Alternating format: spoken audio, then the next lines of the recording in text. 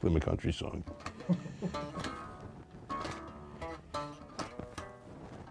You're in the truck. Oh. Oh, well.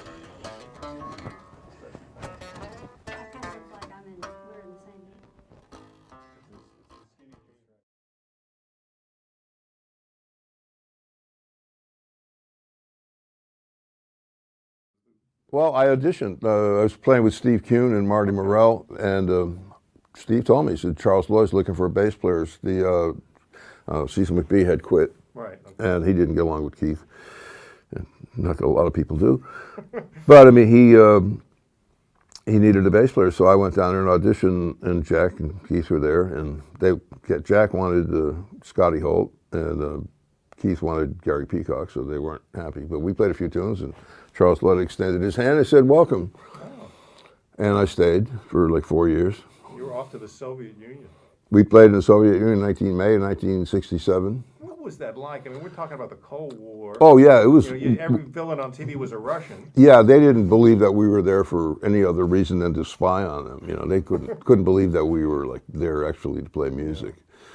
Yeah. And what was the reaction of Russian audiences to see an American jazz band? That was incredible. They made us sit in the front row for this festival for the whole week, and they said, well, we don't know if we want you to play or not. Mm-hmm. I mean, everybody wanted to hear us. We were the only American band, the first one ever, like probably since George Vecchian brought Benny Goodman or Sonny Rollins over there.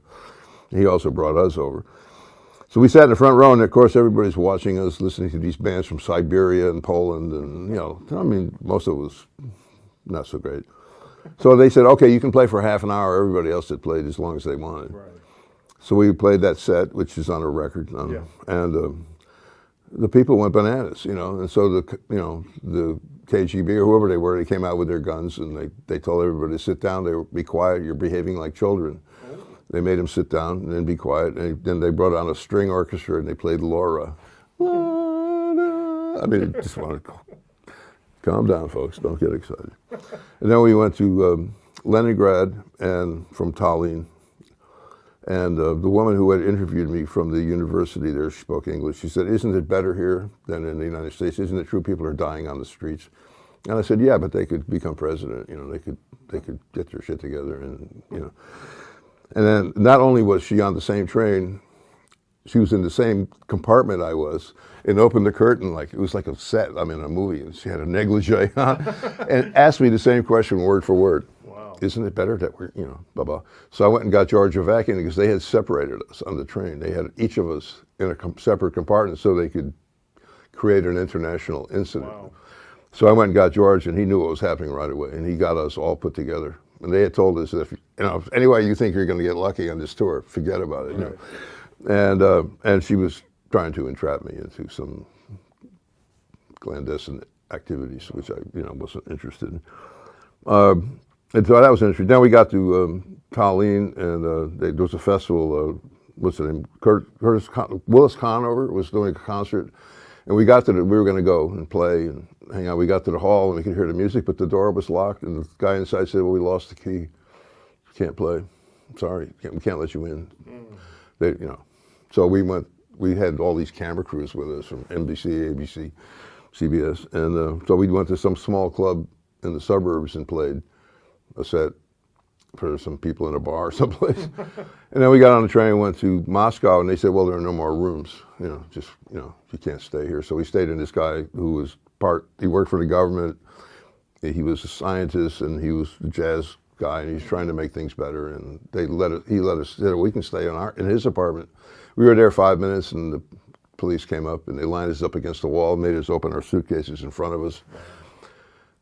I thought they were going to kill us, you know, and they gave us permission to stay there, but when we left, they took his apartment away from him. Wow. Nice. Yeah. Things are probably different now. I mean, probably not really. What was your interaction just with the people, though? Just a regular... Well, we played basketball with kids on the street. Yeah. I mean, they spoke English, and they wanted coins. And I reached in my pocket and said, no, not here. We're being watched. Wow. We went through the hole in the fence to play basketball, and we said, well, we'll meet you here tomorrow, same time. We got back, and the hole in the wall was fixed. And the kids were gone. Wow. And then we were walking around in the streets with me and Jack were walking around with our flowered shirts and long hair. I mean, it was ridiculous. And people were following us like, oh, Negro. And they're looking at our threads. I mean, these people in Tallinn, I mean, the air was yellow from some factory. And the worst food I ever had. And we each had a personal guard or guy that looked like Dick Tracy standing outside our room, each one of us. Wow. And I'd go to a camera store, like, you know, I was looking, I had something wrong with my camera, which they didn't have Japanese cameras in Russia at that time. And the guy was following me, he was right behind me. And I came back to the hotel and Charles Lloyd saw the guy standing in front of his room that was, you know, his guy. You know, so he ran right towards him and did a hook slide into him like he's sliding into second base. That was a moment for us. I mean, and it was pretty funny, but we got through it. Then we went to London, and I had lamb vindaloo in this restaurant, and the waiter said, "Are you sure? It's going to be very hot." I'm still sweating from that lamb vindaloo, but it was so good to eat something that had some taste after eating. Wow, how long was that tour in the? We were there about 10 days, I think. Oh, maybe a week. I don't know. Maybe a week in Russia, but at least a week. It was at least 5 or 6 days. Wow. You know, and they wouldn't let us play till the last day, and the people went bananas after we got through playing.